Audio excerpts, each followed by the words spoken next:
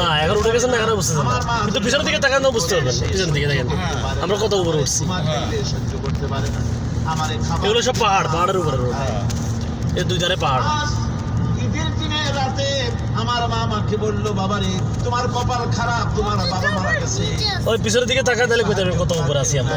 আমি তোমার আমরা কিন্তু অনেক উপরে এখন। কোলে নিয়ে আসি মা, দিতে পারি না, আমার এমনই কপাল। ওই যে পিছনের দিকে তাকান।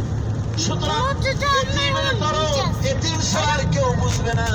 তুমি আজ চলে যাও ওই রাস্তায়, ঈদের রাস্তায় দাঁড়ায় থাকো, মাঠের রাস্তা। এখনো মাঝখানে আসিনি, মাঝখানে আরো নবীর কাছে তোমার দুঃখ বলো। ওই দেখো পিছনে, দেখো পিছনে দেখেন, বুঝবে। আমি মায়ের কথা মতো এই জায়গায় এতক্ষণ বসে, পিছনে দেখো কত উপরে আমরা। এবার আবার সামনে নামবো আমরা নিচে। এই দেখেন আমরা এখন এই মাঝখানে। আমরা এখন কিন্তু উপরে, একদম উপরে। হ্যাঁ এবার আবার সামনে গেলে আমরা নিচে নামবো। হ্যাঁ ওই যে নিচে পুরো রিয়ার জায়গা যাবে। বুকের সঙ্গে জড়িয়ে ধরে নবীজি বলে, নয়তিম মুহাম্মদ সাল্লাল্লাহু আলাইহি ওয়াসাল্লাম তোমার পিতা। দেখছেন কয় গাড়ি চলে এখানে, 6টা গাড়ি যাবে, 6টা গাড়ি যায়। বলো তোমার মনের দুঃখ মেটে নাকি? ছেলে টুকরে কেঁদে উঠলো আর বললো, ইয়া রাসূলুল্লাহ, আপনি যদি আমার পিতা হন, ওই ওদিকে দেখেন পুরো হয়ে যায়, এর থেকে বড় সৌভাগ্যের আমার তো আর কিছুই নাই।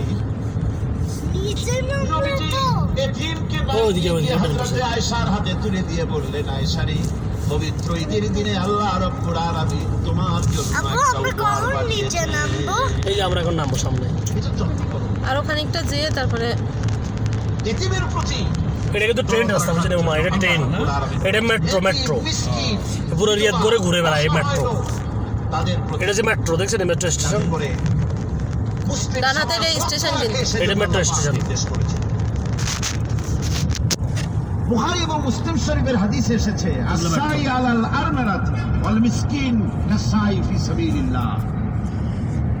বিধবাদের জন্য, মিসকিনের জন্য কেউ কোনো উদ্যোগ গ্রহণ করে, কেউ কোনো সাহায্য দেয়, জিহাদের ময়দানে জিহাদ করে আল্লাহর রাস্তায় যে সওয়াব পাওয়া যায়, যে মর্যাদা পাওয়া যায় আল্লাহর কাছে, এতিম মিসকিন বিধবাকে সাহায্য করবে, সেই সব আল্লাহ আরো পরে যেয়ে নিচে নামবো বাবা। এগুলো সব পাহাড়ের উপরে। আমাদের প্রিয় নবী এতিম মিসকিনদের খুবই